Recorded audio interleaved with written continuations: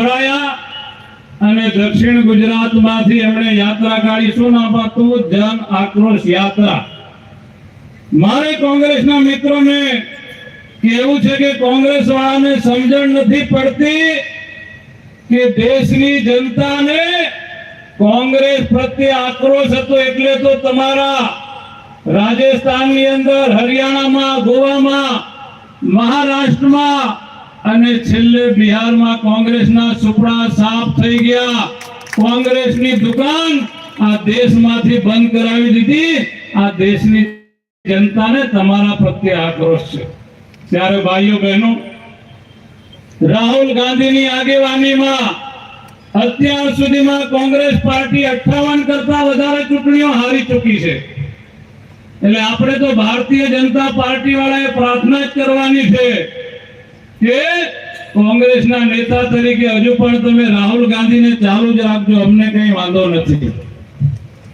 અને ભાઈઓ બહેનો, અત્યારે થોડા સમય પહેલા જ ઝાડુવાળા પણ આદિવાસી સમાજને ગુમરાહ કરવા માટે ગામે ગામ નીકળી રહ્યા છે અને સભાનું નામ આપે પરિવર્તન યાત્રા, પરિવર્તન સભા. અરે ભાઈ, પરિવર્તન તો દિલ્હીમાં થઈ ગયું. તમારી જ્યાં સરકાર હતી ત્યાં પરિવર્તન આવી ગયું અને ભાજપની સરકાર આવી ગઈ અને હવે પંજાબનો વારો છે એટલે તૈયારી રાખજો. યાત્રાની અંદર ભાષણ કરે ગુજરાતમાં દારૂબંધી. તો આ ઝાડુવાળા ભૂલી ગયા છે, આપ પાર્ટી વાળા, કે સૌથી મોટો બુટલેગર તો એમનો આ કેજરીવાલ જ હતો. સૌથી મોટો દેશનો બુટલેગર. કારણ કે આપણી પાસે પુરાવા છે. દિલ્હીના યુવાનોને કોલેજો આપવી જોઈએ, લાઇબ્રેરી આપવી જોઈએ. તો શું યોજના લઈ આવ્યા? યુવાનોને ખતમ કરવા માટે 1 બોટલ દારૂ ઉપર 1 બોટલ ફ્રી. કરોડો રૂપિયાનો કૌભાંડ કર્યો. 1 વર્ષ સુધી જેલમાં રહ્યો અને એના ચેલા ચપાટા ગુજરાતમાં આવીને એમ કે દારૂબંધી બંધ કરો. કોઈ મારે ખરું ભાઈ? આ લોકોથી આપણે બધાએ ચેતવાની જરૂર છે. ભાઈઓ બહેનો, મારા આદિવાસી ભાઈ બહેનોને મારે કહેવું છે કે આ કોંગ્રેસ પાર્ટી અને આપ પાર્ટી 1 નંબરની ચાલુ અને જુઠ્ઠી પાર્ટી છે. જરા પણ એ લોકો પર વિશ્વાસ નહીં કરતા.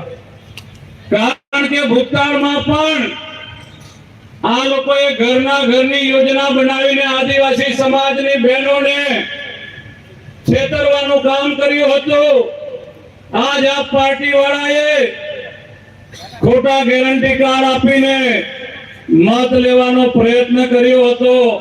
અને જ્યારે પણ ચૂંટણીઓ આવે ત્યારે મોદી સાહેબની વિરુદ્ધમાં પ્રચાર કરે કે ભાઈ નરેન્દ્ર મોદી જો વડાપ્રધાન બનશે તો બંધારણ બદલાઈ જશે, અનામત રદ થઈ જશે. અરે ભાઈ, નરેન્દ્રભાઈ તો પ્રધાનમંત્રી બની પણ ગયા અને બંધારણ પણ હતું એના કરતા મજબૂત કર્યું અને આદિવાસીની અનામત પણ મજબૂત થઈ.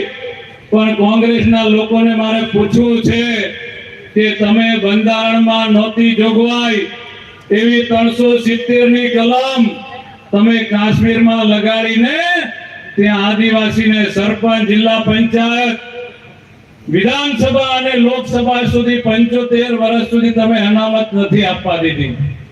આ તો નરેન્દ્રભાઈ મોદી સાહેબે અનામત આ ત્યાંની 370 દૂર કરી. ત્યાર પછી કાશ્મીરમાં આપણને અનામતનો લાભ પહેલી વાર 75 વર્ષ પછી કાશ્મીર રાજ્યમાં મળવાનો શરૂ થયો. આ વિસ્તારના નેતાઓને આપણે બધા ખૂબ સારી રીતે ઓળખીએ. જ્યારે ચૂંટણી આવે ત્યારે આવો જ પ્રચાર કરે. નરેન્દ્ર મોદી બંધારણ બદલી નાખશે, અનામત રદ કરી દે છે, આ વિસ્તારમાંથી ટ્રેન જશે, હાઈવે જશે, કેનાલ જશે. આપણને એક ભાઈને મહારાષ્ટ્રમાં મૂકી આવશે, એક ભાઈને કચ્છમાં મૂકી આવશે, ડાંગમાં ડેમ બનશે. આપણે બધા કેવી રીતે જીવવાના છે? અરે ભાઈ, તમે અમારા આદિવાસીનું એક ઘર પણ ગુજરાતમાં ભાજપની સરકારે વિસ્થાપિત કર્યું હોય તો અમને ઉદાહરણ